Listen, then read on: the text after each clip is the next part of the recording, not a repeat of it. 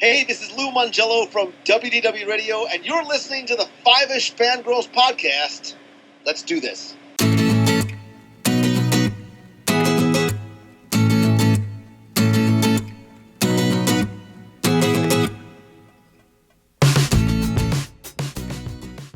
The tangents of Squeak continue all the way to episode 367 of the Five-ish Fangirls podcast. You're missing the point. There's no throne. There's no version of this where you come out on top. Maybe your army comes, and maybe it's too much for us, but it's all on you. Because if we can't protect the Earth, you could be damn well sure we'll avenge it. Welcome, everyone, to this week's episode of the Five-ish Fangirls podcast. So glad you could join us. Let's start off like we do every with the virtual table and see who's joined us this week. This is Brittany in Belvedere. This is Chrissy in Salt Lake City. This is Sally from Wisconsin. And this is Rachel in Indianapolis, Indiana, and I am burdened with glorious purpose. Hello, everyone. Oh, this is going to be a fun one. Yes. Yes. And of course, you know, we can't really talk superheroes, especially the MCU, without a couple of folks that know a thing or two about superheroes because they have 1 or 2 or 12 or 27, I've lost count at this point, superhero related podcasts among the others that they do. But we have brought back DJ Nick and Charles Skaggs. Welcome. Hi, everybody. Thank you so much for having us back. Yes, thank you so much. Start the theme song to welcome back Cotter. Welcome back. Yeah. I was gonna say, well, you know, you didn't trash the living room too bad last time, so Yeah. We have to try harder this time. I suppose. Okay. Just get the Hulk and toss around a puny god, and there you go. Exactly. That's all you need. Or get a certain Iron Man drunk and have his best buddy tell him that the party's over and he needs to leave, and everybody else needs to leave. Yes. No. We don't want to encourage Tony Stark's alcoholism. Okay. No, that would be a bad idea. Bad idea. That would be counterproductive. Quite. Mm-hmm. Oh, all right. Well, we will get to that, but first we'll do the usual news and because we don't really have a whole lot of news. But Should I take this one? Since please, Chrissy, it is your home. It's in your neck of the woods. It is. It's your home convention. You talk about. I rewatched I needed to rewatch it, but I rewatched the Avengers this afternoon. But I spoke pretty much the entire time, so I think I broke my mouth quoting the entire movie. So I will take a breather here for a moment. Take a breather because this is a big piece of news. So, Fan X Salt Lake Fan X, whatever you want to call it, has announced its first round of guests.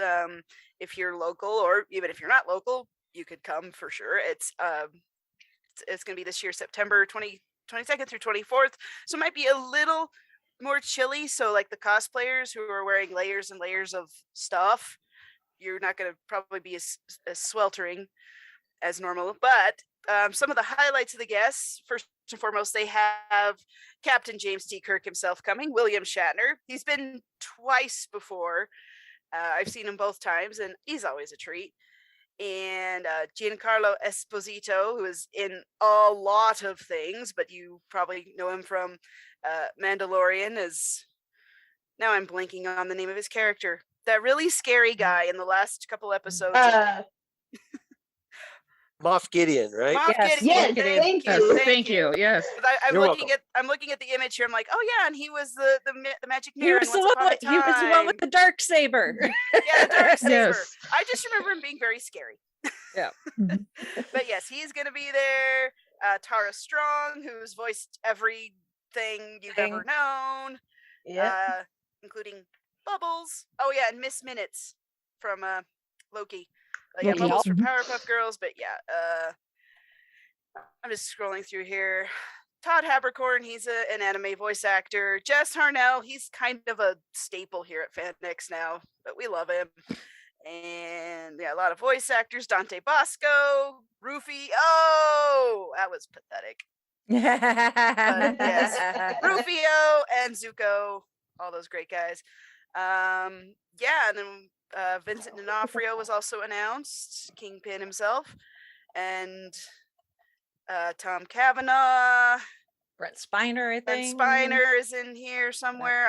I'm on their Facebook page. Like, I know there's more. And But, Felicia Day, Yeah, Felicia Day is gonna be there. Queen of the Nerds.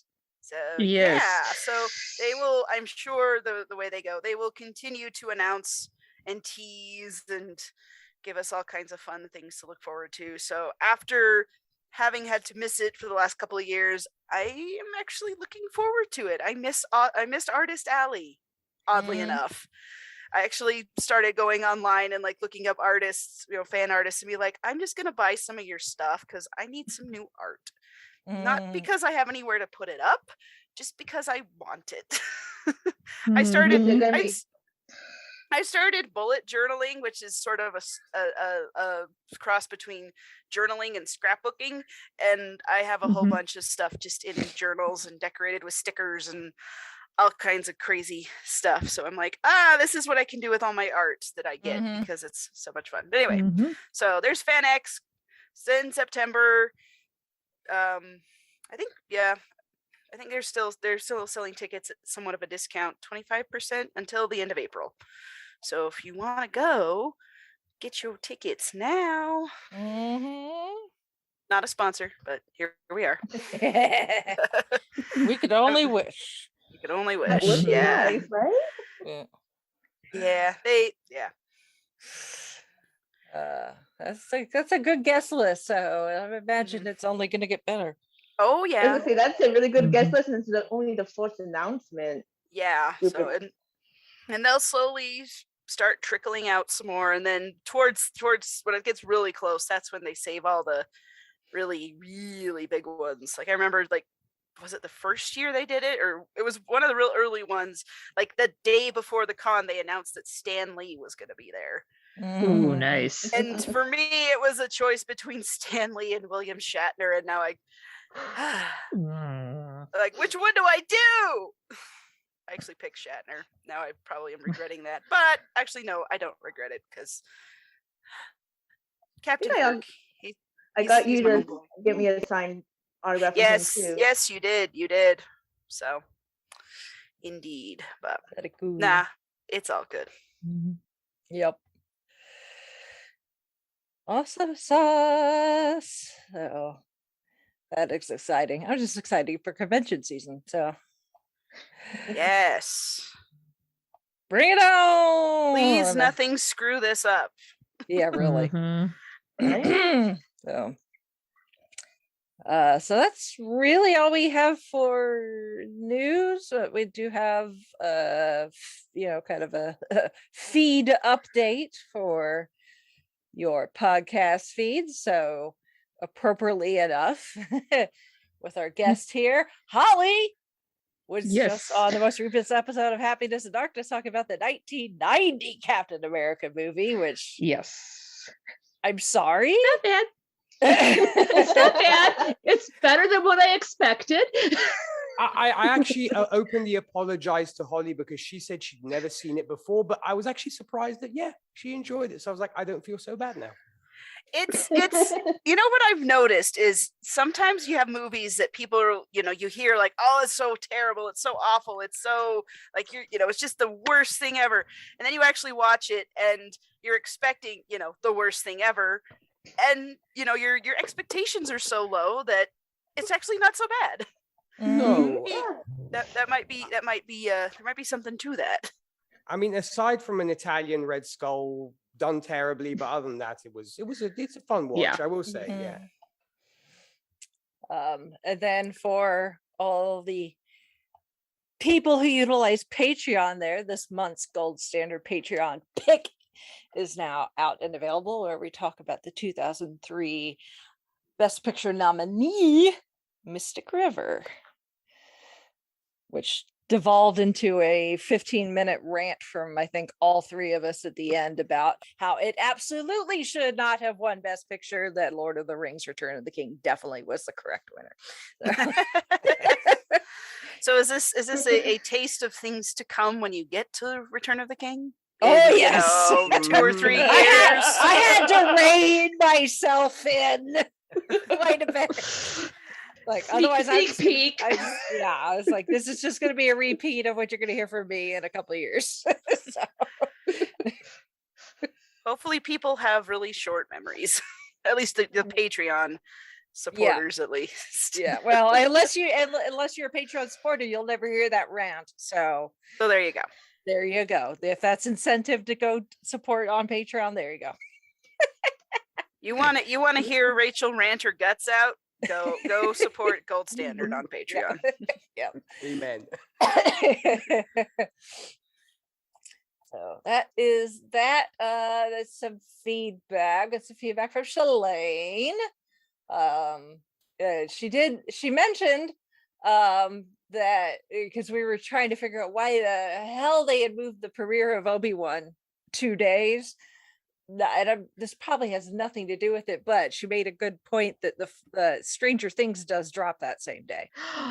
That's right. I completely forgot. So it could be Disney maybe trying to compete with Netflix. Possibly. Who knows? Maybe. So wait, it premieres. So it premieres the new on Obi-Wan's new date, the Friday. Yes. Yeah. Why try to split your audience though? Because I don't know. I don't know. I thought it's Disney. It's Disney. Who the hell knows what they do anymore? Yeah. I love them, but I stopped questioning them a long time ago. So I mean, like Obi-Wan it does no good. Yep. 2 episodes by Stranger Things is all of the episodes. Like, yeah. What most people are probably gonna do who are fans of both is watch the 2 Obi-Wan episodes and then go over and watch Stranger Things. It's not gonna be. Yeah, it's not like you have to choose one or the other. I mean, other than what order you watch it, it's just I'm gonna watch this first, and then we'll go watch the other thing. Yeah. It's not like you're competing for ratings as such. Yeah. Who knows? Whatever. But that was a point that we did miss. So thank you, Shalane, for that. So she keeps us on our toes. She does. And then she points out a celebrity passing that we also missed, Estella Harris, who was George's mom on Seinfeld, but she was also the voice of Mrs. Potato Head in the Toy Story movies. So. Yes, she was. Once I got looking at it and looking at the news, she was in a lot of things that she just, kind of flew under the radar. But she's just kind of always there. Yes, but now Mr. and Mrs. Potato Head are reunited. Yes. Indeed. And then she mentioned some of her favorite Elton John songs, because we talked about Elton John last episode. She has very similar taste to the rest of us. Good job, girl. And then she gave us a nice long list of other singers and or bands that she would like to maybe hear us talk about at some point. So some of those that we have talked about, like specific albums, like we've done an album of The Who. So yeah.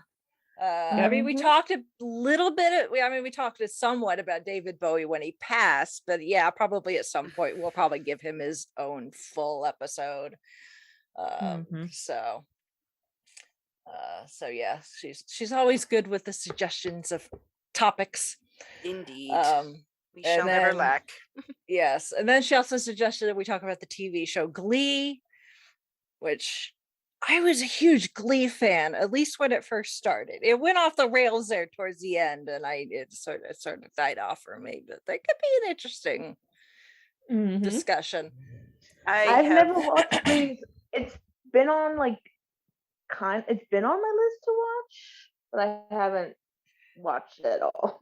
It's good until the main cast, graduates high school. air quotes. Ah, 'cause one of obviously, they're those. all adults because it starts with these characters in high school. Then they Mhm. graduate high school, and then they were like, do we stay with the high school stuff? But then that means that we got to have a whole new cast of characters, and these just like they go off to college, or do we follow them post high school because these people are big stars now, and that's why people keep coming back to watch a show. And then one of them died, so yeah.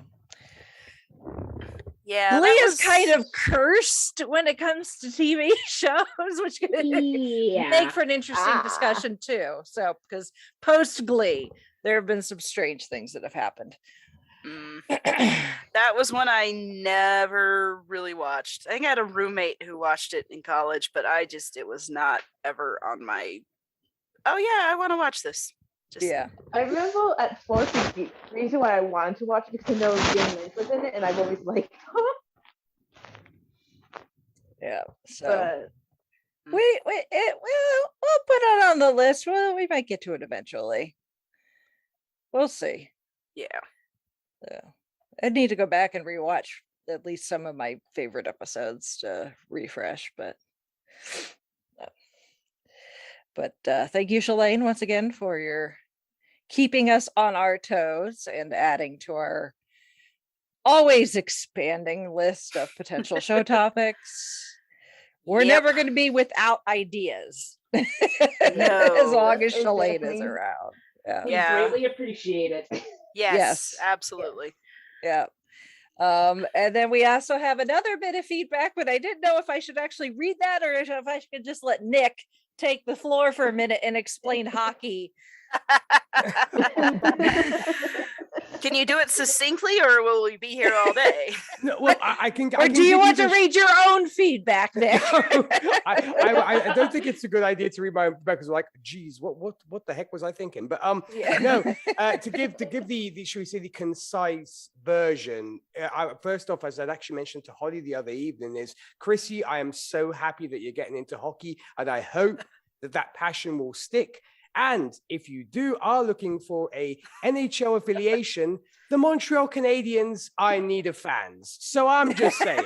I hear that is a thing. So, unfortunately, I'll probably have to go with my closest to hometown that I have. It'd probably either be the Vegas Knights or Colorado. Is it Avalanche? Like, which one's? You know 'cause I what? was Between the two, please go with the Colorado Avalanche because the Vegas Golden Knights fans are some of the snootiest, rudest fans I have ever met in my entire life. So go with the Colorado Avalanche. They're doing really, really well. So okay. Well, maybe I'll take a peek in on that. So you're saying that the Vegas, the Golden Knights fans are about like Dallas Cowboys fans then? Yeah, because I mean it's so showy and it's so ridiculous. I mean, granted, we beat their butts in the last season. It was great. It was a thing to behold. But other than that, yes, between the two, definitely Colorado Avalanche, great history and everything else. So I would definitely go with those. And what I did want to add real quick was the whole fighting thing that you guys were talking about. Is that it is very much inherent to the sport, but now these days it's become not as much of a thing these days. I'm so glad because the fighting really gets on my nerves because I like to watch good plays, you know, a nice series of passes and a goal, the skills rather than fighting. And these days the NHL is trying to discourage fighting. Only if you have like two teams who really hate each other, like say the Canadiens and the Bruins, for example, or the Rangers. There's a history of being chippy. That's right, or the Islanders or the New York Islanders and New York Rangers, which is literally called the Battle of New York, which is very timely for what we're going to be talking about today.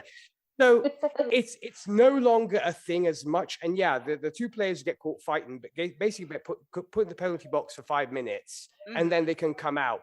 But it's no longer the thing it used to be. Also, you used to have a role called the enforcer, which you no longer have, where they were pretty much rubbish at playing hockey. They were just good at hitting people. So that's why they would get hired by the franchise to just protect the star players. So yeah, it was very big during Gretzky's day, where Gretzky obviously was like the star player. You can't touch Gretzky, you get touched. You touch Gretzky, you're going to die. And that's when the enforcer and so it's smash. Exactly. So it's no longer a thing, but I just wanted to express my happiness that you are getting into hockey because It's a sport that I absolutely adore, together with football. So I'm so happy that you're doing that. And yeah, granted, I don't get paid by the NHL to say this, but being so passionate about it myself, I just wanted to express my enthusiasm and elation that there's somebody else is getting interested in hockey. Well, the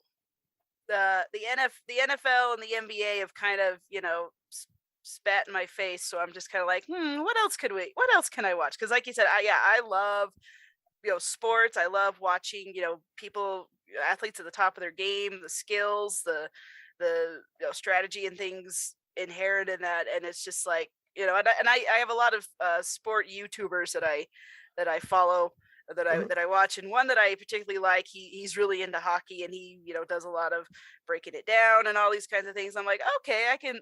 And I was watching him just because I like the way his style, and I was like, I don't know a dang thing about hockey, but this is kind of fun. So that's kind of where it came from. Oh no, but that's great. And also, if you do decide to follow the Avalanche, they are definitely going to be going to the playoffs, and I think we'll have a great run. Unlike my Canadians and Charles's Blue Jackets, who we'll be playing hockey or golf rather by the end of this month, because our seasons are done. Land hockey.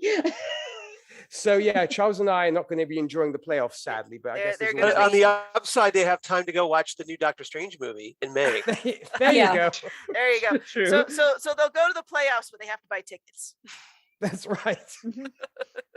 Nice. All right. Well, I'll keep tabs on them and see how they do. Awesome. Yeah. Awesome sauce. Well, thank you for your feedback, Nick.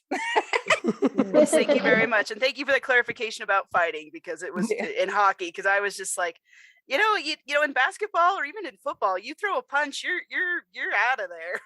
Yeah. Oh yeah, no, you're welcome. I mean, you guys were just playing my song at that moment, so I was like, I have to jump in. Yeah, and we're glad you did. You did. All right. Oh, excuse me.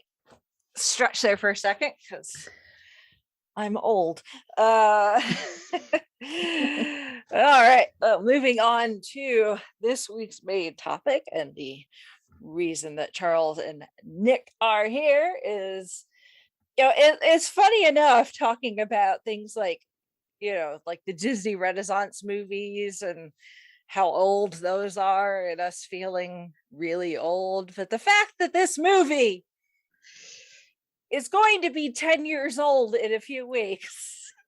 And it doesn't seem like it's been that long. It doesn't seem like it, but yes, coming up in, I mean, technically its premiere actually was 10 years ago today. It has red carpet premiere at the El Capitan, but full release was early May of 2012. I totally did not plan that, the April 11th thing. That was pure accident. Serendipity. I know, it's just one of those things. The podcast gods are smiling on us. Yeah, so but it's been 10 years since the Avengers first assembled, and we got our first big ensemble movie in the MCU, which is just crazy. I think we're all just sort of baffled, or not baffled, but having this reaction, because it's like, this is something that happened as when as an adult, like in my adulthood, not like Little Mermaid, Beauty and the Beast. Oh, that was back when I was in elementary school. I was a little kid, and so I feel old, but it's understandable. This one, it's just like, it's been 10 years already. Holy crap. Yeah. So it only gets worse as you get older. I'm just saying. Yeah. I'm experiencing this. Yeah. So at this point, with 2012, the MCU is 4 years old. It's been 4 years since the first Iron Man. This is going to be movie number 6 in the MCU, because up until this point, we've had the 2 Iron Man movies, Thor, Captain America, and the Hulk with Ed Norton.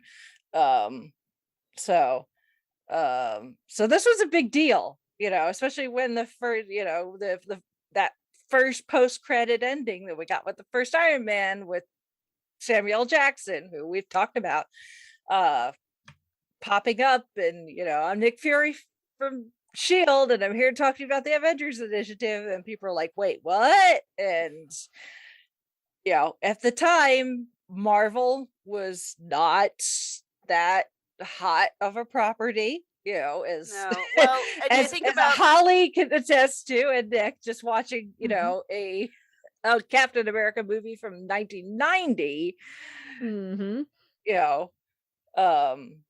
So the fact that they first of all, they do Iron Man, which people were like, wait, what, Iron Man? Because people who do know Robert Downey Marvel- Jr. come back. Say and most people, but Mhm. He's maybe which more is meek and which is who mild. Bruce Banner is. Mhm. And he's maybe more Yeah. meek and mild compared to Ed Norton's portrayal. I mean, because Ed Norton's Bruce Banner is very much more on edge, if you will, because constantly sweating, very nervous, very sort of almost paranoid. Whereas the Ruffalo version is much more meek and mild, almost more put together, if you will. But granted, the events in the Hulk are still considered canon. But Mhm. yeah, Oh yeah, and they do a really good job of threading that in there too, where and from this movie going forward, obviously Thunderbolt Ross would pop up every now and then. still miss William Hurt to this day. Yes, Yeah. Yes, indeed. and his mention about how the last time he was in New York, he broke Harlem. Yeah. Yeah. Which I went back after I'd seen Avengers the first time and watched Incredible Hulk, because I was like, oh, this is in it, and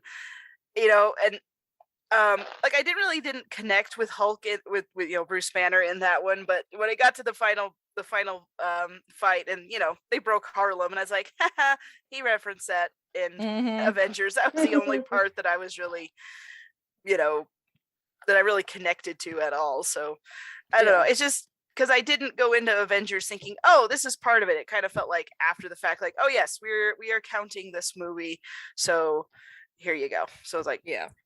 But Chrissy, now I have to know, and granted they're two rather mediocre movies, but between the Ang Lee Hulk and the Lou Leterrier, which of the two do you prefer? Well, I haven't actually seen the Ang Lee version, because I was I saw previews of it when it was first coming out back in 2003. There'd been a string of really kind of dumb superhero movies to that point. I'm thinking of Daredevil and Elektra and a couple other stinkers, basically. So I was just like, oh, here they're trying to make superhero movies a thing. Little did I know. But yeah, so that one I just never watched. Then they started to get good. So call me a fair weather fan if you like, but there were some stinkers in the late 90s, early 2000s. We'll just say that. I know that all too well. Yep. Oh I got dragged. But we got Blade. Yeah. Yes, Blade is a good one. Yeah. Blade's decent.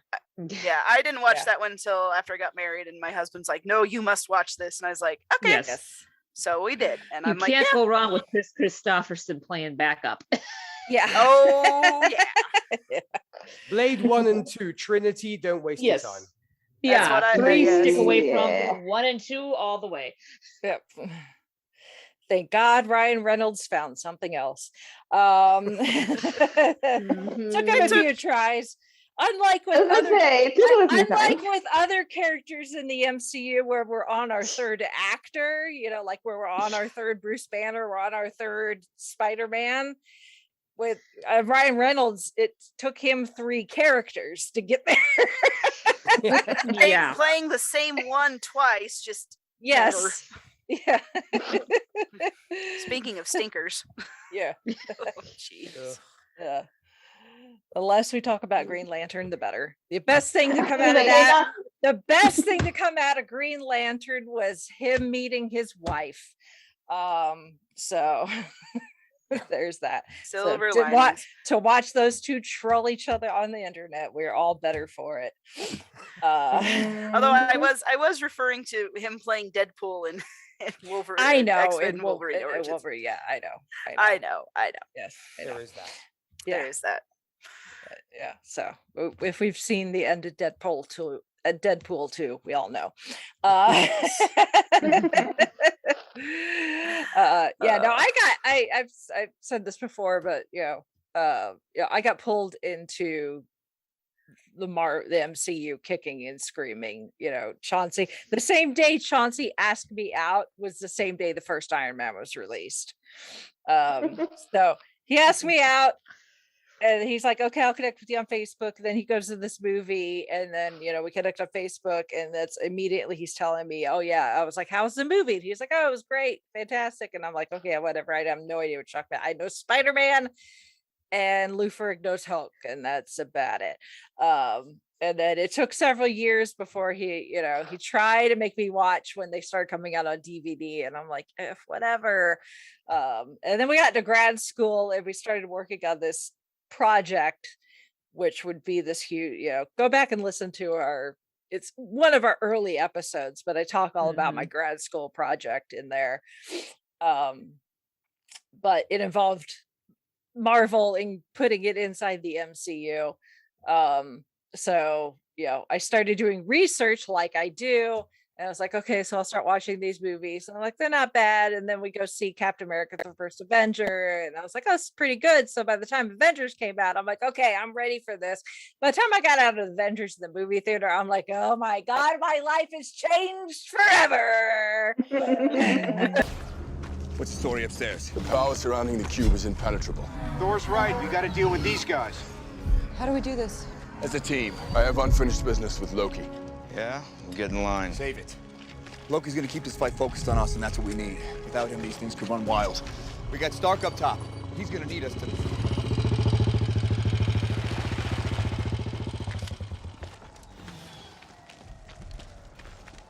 So, this all seems horrible. I've seen worse. Sorry. No, we could use a little worse. Stark, we got him. Banner? Just like you said. Then tell him to suit up. I'm bringing the party to you.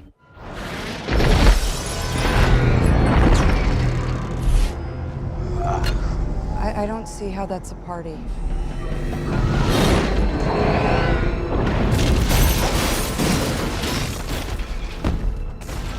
Dr. Banner. Now might be a really good time for you to get angry. That's my secret, Cap. I'm always angry.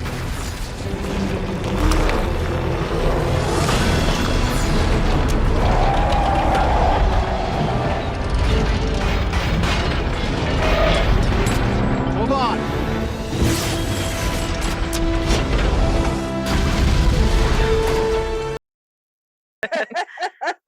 Rachel, and now the irony is that Chauncey is playing catch up. You've seen him all. He's still playing catch up. Yes. Yeah. I was gonna say, I was telling you last night. I was like, I'm probably gonna go see Captain America. Goodness, Doctor Strange. Doctor Strange. Goodness. What year is it? 2022. Yeah, really. Doctor Strange without him first, just to see what they reference, because he has not seen Hawkeye or What If yet. Oh So, boy. He hasn't watched either of those, so I'm gonna have to go and see it. He's gonna need to watch What If. Definitely. How dare, oh darn, I may have to go see Doctor Strange more than once. Poor me. Yeah. Oh no, no. Now, if you could tell, Rachel from 2008 Yes. that this is what you are now, what you and Chauncey are like now, she would probably laugh you off the stage. I probably would, considering I'm sitting here wearing an Avengers shirt. Surrounded by miscellaneous Marvel things with multiple Marvel actor autographs, and my name to my car, Phil. Okay. So yeah, it's kind of crazy that how times have changed. Yeah, I would say, Chauncey, you created a monster, but he'd probably just smile and say how proud he was of you. Yeah. Скажи Лермонтову, что он нам не нужен, чтобы толкнуть танки. Скажи ему, он выбил. Так... You may have to write it down.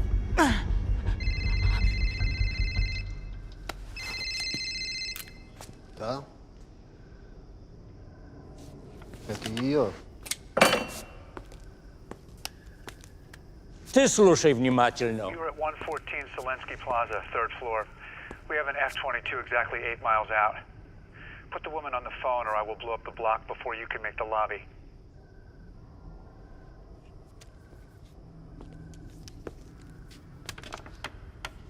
We need you to come in. Are you kidding? I'm working. This takes precedence. I'm in the middle of an interrogation. This moron is giving me everything. I don't give everything. Look, you can't pull me out of this right now. Natasha. Barton's been compromised. Let me put you on hold.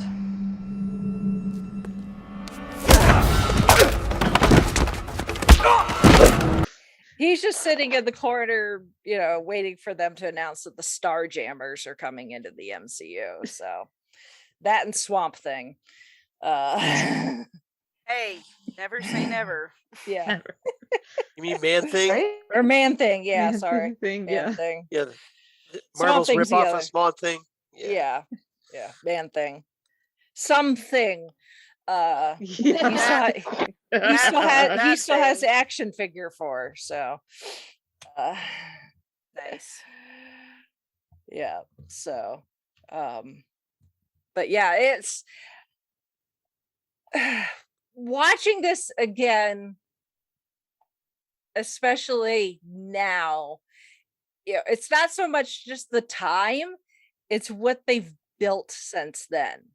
I think is what's still so amazing, you know, because, you know, going into this movie, we had only been, you know, we had only had four, I guess, if you want to count the Hulk, you know, 4 origin story. Well, I mean, you got 2 Iron Man movies. Okay, so yeah, we don't, you know, of the core Avengers team, you know, our OG, 6 characters, you know, 4 of them had origin stories, and then just Hawkeye and Natasha, they just kind of wedged in there. But looking at them, the characters in here, and knowing where things are going to go, it's just because they didn't know. I mean, they had a vague idea of where they wanted to go. Like, it was, you know, I don't necessarily want to talk about Joss Whedon, but he was an integral part of this. But we'll talk about just his work on this and ignore all the other stuff. Well, and it's kind of like this movie. And it was like his idea that it should be Thanos at the end of the movie. Yeah. Well, and like this movie is about the team up, and it actually, you know, looking back at all the movies that have come since then, you know, all the Avengers movies anyway, this one feels the most like it has a happy ending. Like, you know, Loki comes, they fight him, they beat him, and, you know, Thor's taking him off to Asgard to, you know, get scolded by Papa Odin. And, you know, they're all like, okay, you know, if we ever need him again, and they're going to be there. And then, you know, then you go to Age of Ultron, which is, I mean, you know, you have all the ones in between, but you get to Age of Ultron, and that one just feels like it's setting up stuff. Then Civil War is everything's kind of broken. And then obviously Infinity War and Endgame, there's death, destruction, and doom. So this one of the Avengers movie specifically, and I count Civil War in there because it's basically an Avengers movie. This is the one that feels the most hopeful and most optimistic at the end. Even though, you know, Endgame kind of does, but at the same time, like all the characters that you loved, well, not all of them, but most of them, like Iron Man's gone, Captain America is. He went back and grew old with Peggy, which love that. You know, Natasha's gone. Everyone's Best just kind of ending ever. Yes, that was like the best. And, you know, it's just kind of like, well, where do we go from here? So I think for me, Avengers, the first Avengers is like the one that it's like that one is the highest of the highs as far as storytelling, as far as optimism and where things are gonna go. And I understand, and that's not a dig against any of the other movies because the other movies are fantastic and they are great. I'm just saying, I'm just kind of pointing out the difference in storytelling and the style and what they were trying to accomplish with this particular story. Because this one is about the team up. This is about these characters. They've all had their movies. Now they're all going to be a team, and we need you to be on board with that audience. And we were, because it was just like, yep, all these, and they don't even like each other at first. I mean, no. Iron Man is it's insulting a the God of Thunder. It's a very reluctant team up. Yes. Very, very much so. But by There's the end, a lot of personality clashes. Yes. And, it's. But Nick Fury, when crap goes down on the helicarrier, and most of the team is our heroes are scattered to the wind because Thor's been dropped out of the helicarrier in the cage, and the Hulk is gone hog wild and is now off somewhere flying through the ground buck ass nude. I love that. Coulson's dead, and Nick Fury is like, SHIELD did have these plans supposedly for the Tesseract to build weapons, but he's like, I was not necessarily putting all my eggs in that basket. The Avengers initiative, as we saw in Captain Marvel, is kind of his baby.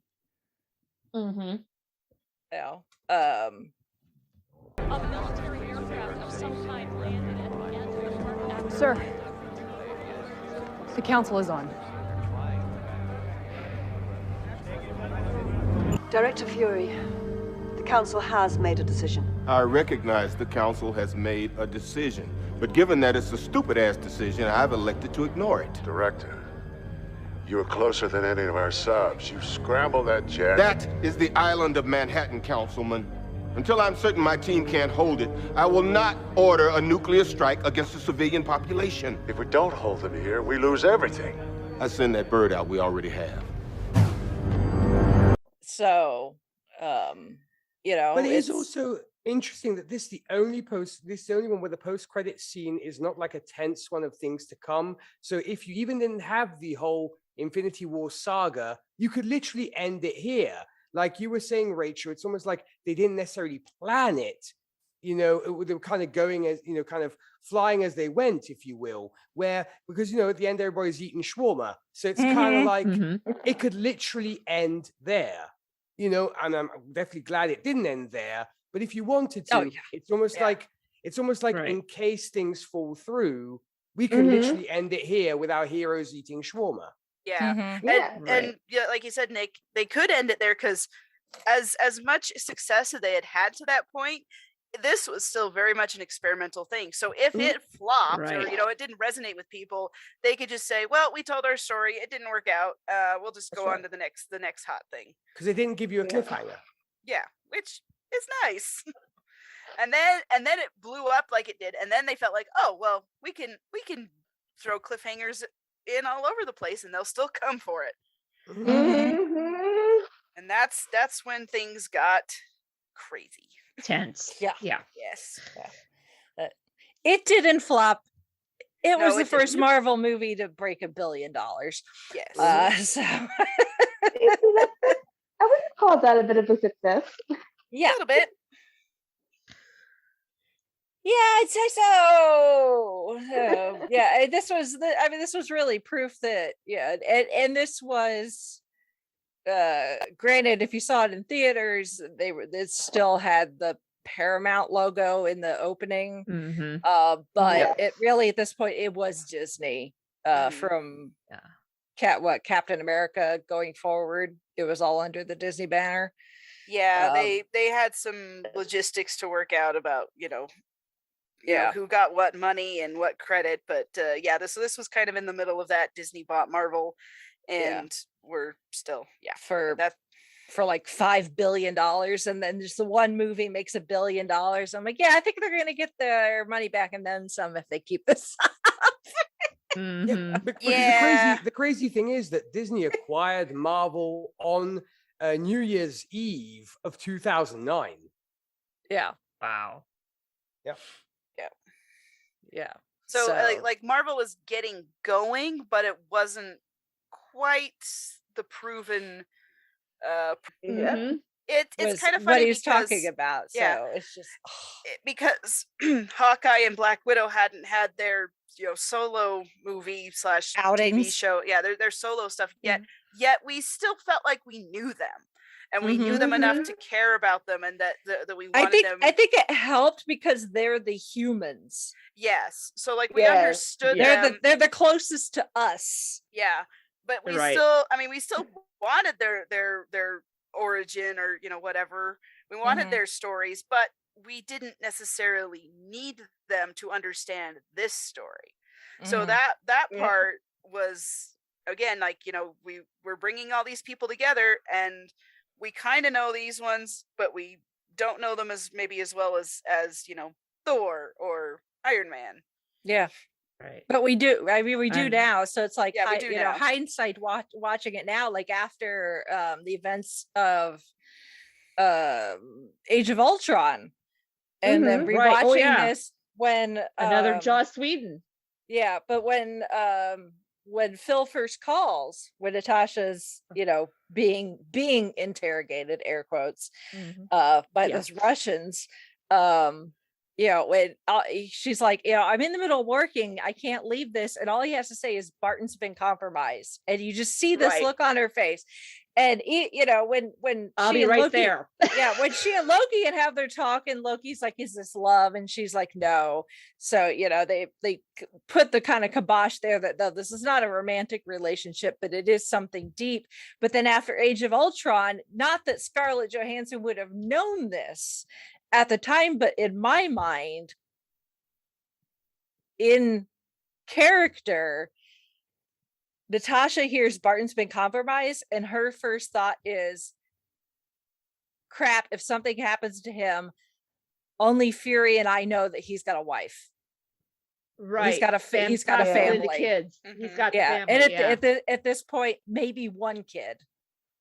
Right. Timeline wise, maybe maybe she probably doesn't. Maybe Laura's working on baby number 2 at this point. So and who's not to say Loki's gonna tell Barton, hey, you have family, you take them out. So I'm sure she was concerned that Laura and family stays protected, because if he wound up harming them, that would have wrecked him even more than what we had in Endgame.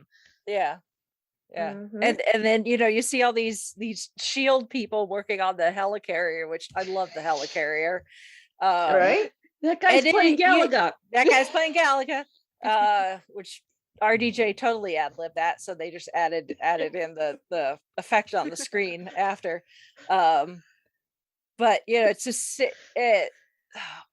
oh my god, I just now putting that together. When Hawkeye and the other cronies from Loki's crew come and attack the helicarrier, and I don't know if it's necessarily Maria Hill that's doing like the announcements over the PA system, going, engines down, that sort of thing. But whoever's making the announcement is, I don't remember the exact words, like intruders, invaders, probably intruders. Intruders are in SHIELD gear.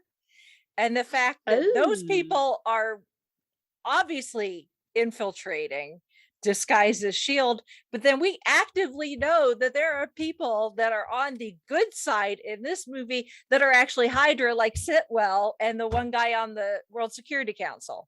Howard Booth's character. Yeah, Howard Booth's character. Yeah. And we also get reference at the beginning when Coulson comes to visit Tony and Pepper to get Tony on the team. Tony answers and says, "This is a life model decoy." decoy, life metal Yeah. decoy. Yeah, please leave a message. Yeah. And Because you you how know many years later. yeah, well, you know that more than one person was working on LMDs, Right. you know. Yeah, it's just Right. one but it's person just was so more nice to see it successful than carry the other. on. Yeah. Mhm. Yeah. The only good thing about the best thing to come out of LMDs is the fact that we still have a Phil Coulson running around out there in Lola. Yes. It may not be this Phil Coulson that gets But shanked, it is a version of but Phil. there is yes. a Phil Coulson out there with Phil Coulson's memories. So that makes me feel better. But it's true though, Rachel. I mean, because even now when you go and rewatch these films, knowing what you know, you get even more enjoyment from them because you know what happens next, and Exactly. all the interpersonal relationships that the characters have and everything else. So, I mean, there are very few movies that can do that, to where you can go and look back at a saga saying, I know what happens next. I know the ins and outs of these characters. And it just enriches the experience even more, which is an incredible thing. Well, one of the things I also noticed in my rewatch was that, you know, you go back to this movie and then you think of everything that's happened to these characters since this movie. Like you think, you know, Thor lost Asgard, Hawkeye met Kate Bishop and, lost Natasha. And so you had all these changes, Tony was killed, Cap retired, and it's a great storytelling that, and all credit, I think, to Kevin Feige and his team for coordinating all this and developing this cinematic universe into something special that has its own mythos that stands alone apart from the source material of the Marvel Comics. Despite the devastation, what has been confirmed as an extraterrestrial attack, the extraordinary heroics of the group known as the Avengers has been to many a cause not only for comfort, but It's for really great knowing they're out celebration. there, Someone's watching over us. I love you, boom! And then he starts like, pew, pew, and then the air goes, and this green guy walks up and he goes, I don't know. I don't exactly feel safe with those things out there. It just seems like there's a lot they're not telling us. Superheroes in New York? Give me a break. These so-called heroes have to be held responsible for the destruction done to the city. This was their fight. Where are they now? Tough questions are being asked about the Avengers themselves, their sudden appearance, and equally sudden.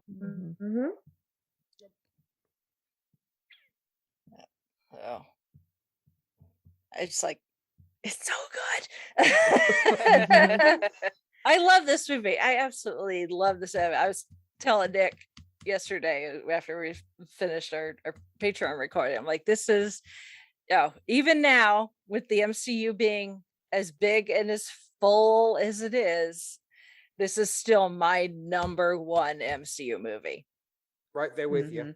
I will watch this one and have over and over and over and over and over. And and even now I catch something that I did. I had not put the intruders are in shield gear with the fact that there is actual hidden Hydra on that helicarrier.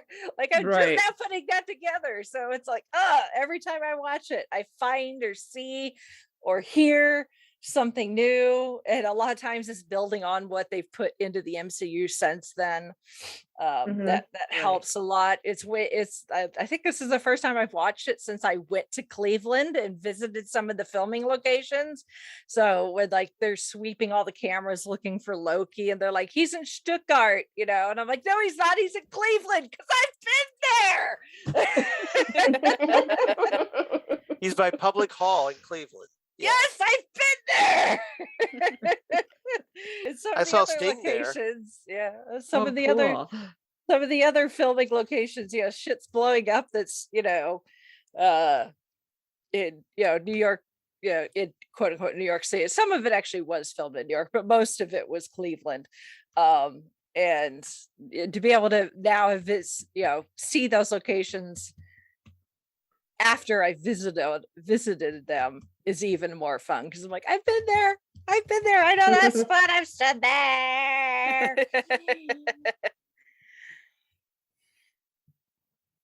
which is a lot of fun. So now I need to go visit some of the other filming locations that they've also used. They've used Cleveland actually quite a bit in the MCU, not just the Avengers. They used it also in Captain America: The Winter Soldier. Yeah. Yeah. So it's probably cheaper to film there. Yeah. Than in New York. Holy cow. Yeah. Well, and Winter Soldier is supposed to take partially in Washington D.C., which is damn near impossible to film in. So yeah, that ain't happening. Yeah. Nope. So where do we go? Cleveland. So, but yeah, I had a train of thought there. Now I've lost it. Maybe it'll come back. It might, or maybe not. Who knows? Probably after we're done recording, like, oh right, that's probably. That's when she records an addendum and just tacks it on at the end. Yeah. Probably. Oh my goodness. Well, let's see here. Has anyone checked out the extras that are on Disney Plus with this one? I've not had a chance. Yeah. There's the same extras from the Blu-ray? I don't know. I don't have the Blu-ray. Oh, I haven't checked. Like I had the Blu-ray and I watched those extras. I haven't checked out the ones on Disney Plus, so I can't say. I don't know. I mean, I actually have the Blu-ray with me right now. Yeah. If you want to run down the special features. Sure. Right. Okay, so the Blu-ray has the Avengers Initiative, the second screen experience, the one-shot item 47, a visual journey. Yes, that's on the gag reel. Yeah. Deleted scenes. Oh, and here's a classic: the "Live to Rise" Soundgarden music video. I love that song. And then you got the assembling the ultimate team, and then an audio commentary with Whedon. Okay, so yeah, we can live without that one. Yeah. So that's pretty much it. Which I had seen most of this stuff, like some of the extended scenes, like when Bruce is talking to the security guard, and but I had never seen, played by Harry Dean Stanton, by the way. Yeah, I had never seen. There's an alternate opening and an alternate ending with Maria Hill. Which I'd never seen that before. And I mean, it's kind of cool, but it really, the alternate opening, I think, probably would have changed the vibe of the movie. The ending, maybe not so much, because it ends up going into Maria walking with Nick and going, what do we do now if we need them again? Because they're scattered all over the place. And she gives it to the World Security Council, as they deserve. Although Nick Fury's comment is still better about the council's stupid ass decision. Yeah. One that I do not agree with. Yes. I've elected to ignore it. I've gotten so much use out of that. Yes. Exactly. Yes. It's better than Darth Vader's "I've altered the deal." Yes. Pray I do not alter it again. But yeah, I'd never seen those before, so that was pretty cool. So I think with the deleted scenes, I like the Stan Lee cameo deleted scene better than like the actual in movie. Oh wait, when Cat, when he's like, ask her out. Yeah. Yes. Yeah, but I mean, Stan's cameo in this one is kind of fun. Superheroes in New York, nah. Yeah. Which is a nice way to nod to Spider-Man without. Yes. I mean, I know there are a lot more. Or Doctor Strange. Or Doctor Strange. Well, yes, as I say it. There's a lot, but at that point, people Daredevil. were very familiar with Spider-Man at the time. Yeah. He was the New York superhero. Yeah. So, but yes, there are a lot of superheroes in New York. At least as far as Marvel's concerned. Yeah. Yes, exactly. Which is why it's funny coming out of Stanley's mouth. It's funny on many levels. Yes. Well,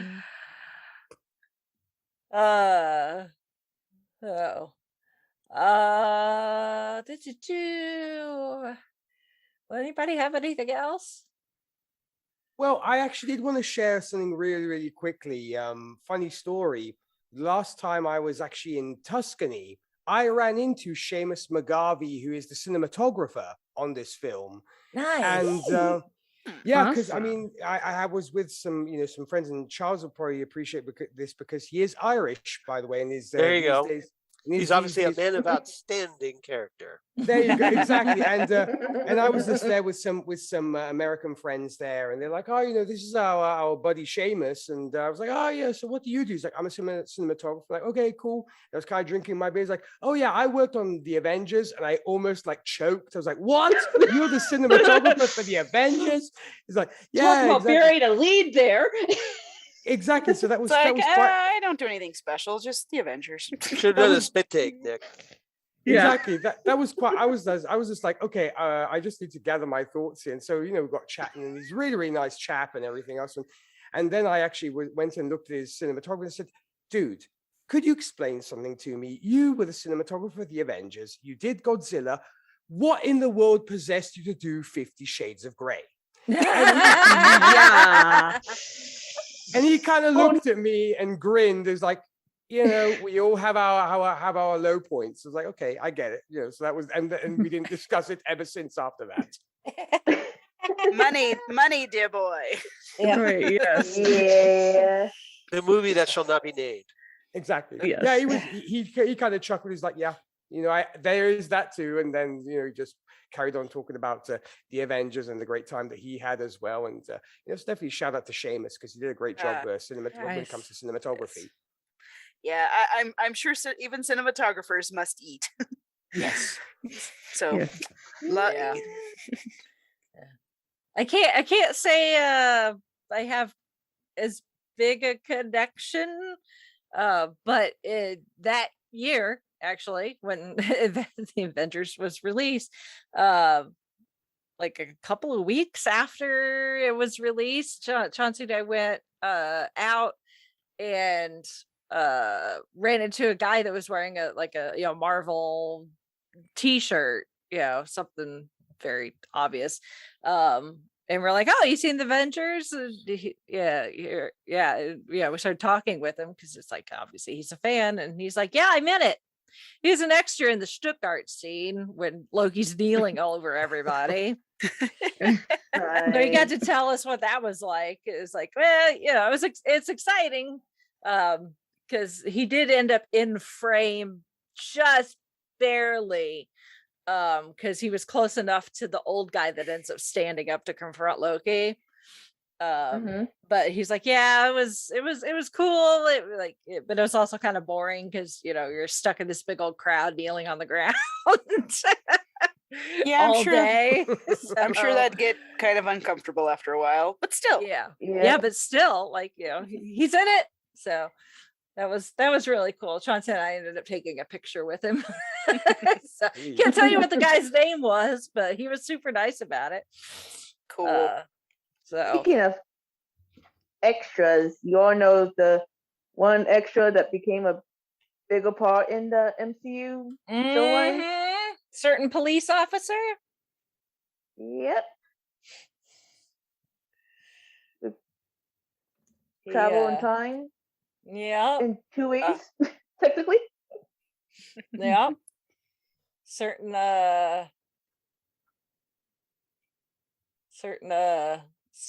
SHIELD agent from back in the day.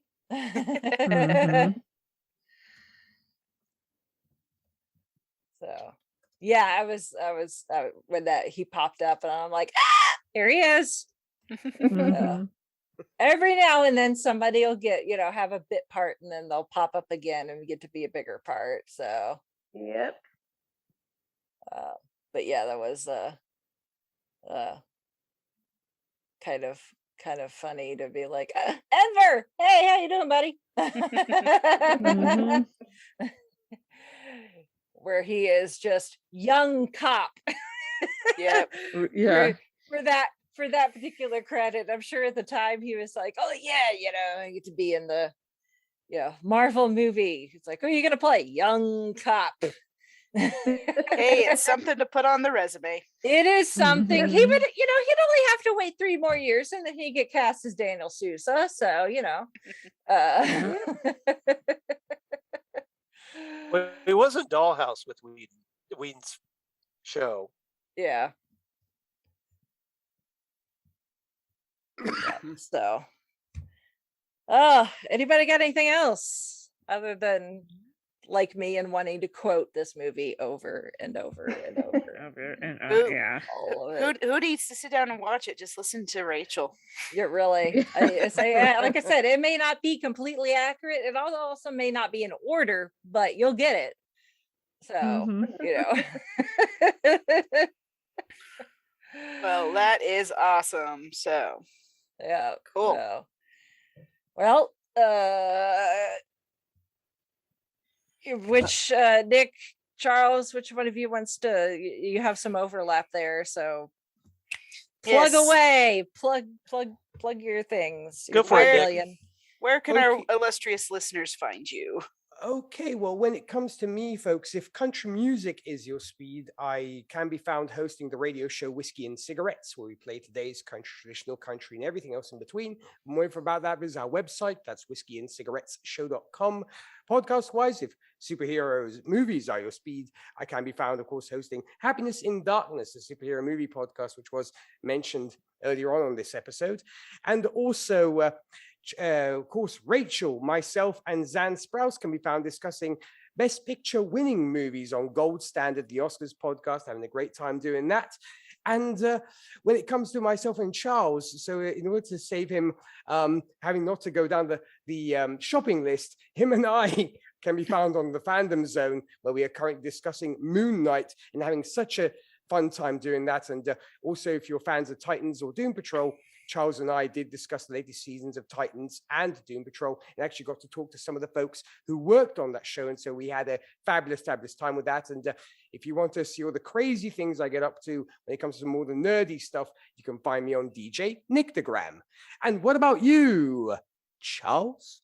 Well, Nick, as for me, of course, you can find me at Charles Skaggs on Twitter, at Charles Skaggs on Instagram, or Facebook, Charles Skaggs in Hilliard, Ohio. Would definitely appreciate it if you'd like to follow me there. Or you can come over to my blog of geeky things, Damn Good Coffee and Hots, where I talk about comic book stuff, comic book TV stuff, comic book movie stuff, or, hey, all kinds of sci-fi, news, my other podcasts for Wonderful and Strange Productions, including, well, hey, the aforementioned, the Phantom Zone podcast that I did with Nick, where, like you said, we finished up Superman and Lois season 2. Now we're talking Moon Knight, which is all kinds of fun.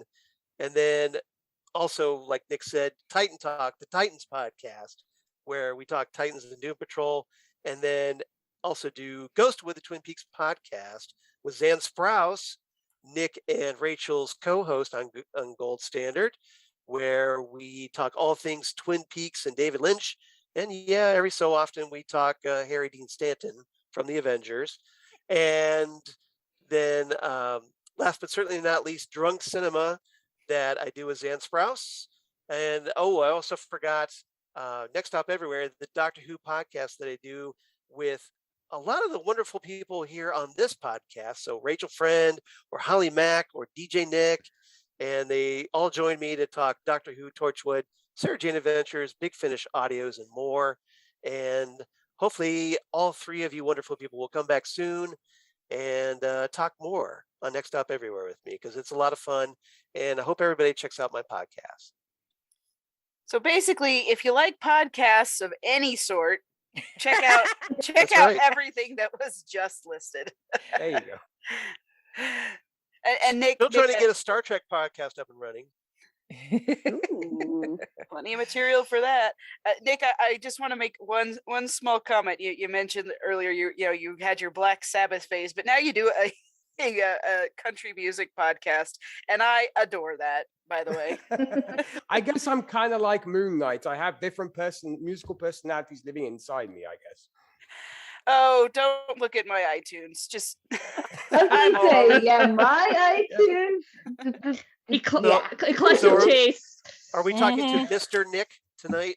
Tonight it's Mr. Nick, exactly. Mr. Nick. Awesome. Well, thanks you guys for being here, and it was great to have some extra perspective on this awesome movie, and we all get to geek out and squee together. So we'll thank you so much. I really enjoy doing this podcast, by the way, because all of you are so relaxed and you have a lot of fun, and you're all just such wonderful people. So it really makes me feel at home. So I appreciate it. Thank you. I'm glad that you enjoyed it, and we do our best. We're just both of you are welcome back anytime, and it doesn't have to be together. I mean, it kind of seems like y'all are a package deal at this point, but it doesn't have to be the case. Well, we're kind of like the dynamic duo of podcasting these days. Well, seems like it. Nick says he goes through separation anxiety without me, so I do. I miss Charles. Did you name? Do you have a teddy bear that's named Charles? Just in case. Here's the very weird thing, and I'll try to keep it as brief as possible. And this is a true story. When I first started talking as a little baby, I went up to my grandmother and she was like, "Yeah, why are you talking?" Everything else, and I said, "I'm not Nick." And she's like, "Who are you?" I said, "My name is Charles, and I own a book and I own a bookstore in London." How have I not heard this story before now? I don't know. I thought that was the right time to share it, but it's true. It's a true story. I have zero recollection of this story. My mother reminds me of this, that I said my name was Charles and I had a bookstore in London. Oh my goodness. Yep. Wow. That is hilarious. Well, Nick, just remember, I'm kind of big on time travel. I'll just leave it there. There you go. Oh dear. There's a sci-fi story in there. Are you really a one of Charles's regenerations, Nick, and you've crossed your own time stream? Who knows? I mean, as I said, I am of alien origin. So as I said, yes, we've established that too. Someday my parents. That's the problem with regeneration. Sometimes you just don't know what you're going to get. Yeah. Oh my goodness. Yeah, we love having you guys. You're awesome. Oh. So, and then just to round everything out, if any of our listeners want to chime in with their thoughts on the Avengers or any other topic touched upon here today, even if it is hockey or having or telling your grandmother your name is Charles and you own a bookstore in London, chime in with your feedback. Our email address is fiveishfangirls.com, right? fiveishfangirls@gmail.com. Sorry, I'm getting ahead of myself. And our website is thefiveishfangirls.com, and that has links to all of our social media, places to leave comments, and ways to support the podcast, our Patreon, our merch shop. And as always, we thank you for your support. We thank you for listening. Thank you for your feedback, and glad that you are with us. So everyone take care, and we'll see you in the next one. Mm-hmm. All right. So with that, we shall sign off for this week. This is Brittany Belvedere saying goodnight. This is Chrissy saying goodnight from Salt Lake City. This is Holly from Wisconsin saying good evening. And this is Rachel in Indianapolis, Indiana. Is the sun up? Then put it on the left.